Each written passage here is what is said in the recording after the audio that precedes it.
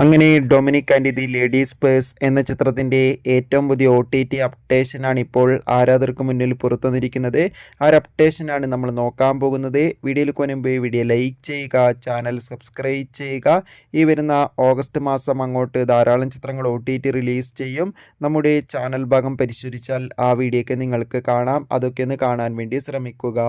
മമ്മൂട്ടി, ഗോകുൽ സുരേഷ് എന്നൊക്കെ പ്രധാന കഥാപാത്രങ്ങളായ ചിത്രമായിരുന്നു Dominic and the ladies purse. ചിത്രത്തിന് അത്യാവശ്യം ഒരു വിജയം സ്വന്തമാക്കാൻ വേണ്ടി സാധിച്ചിട്ടുണ്ടായിരുന്നു.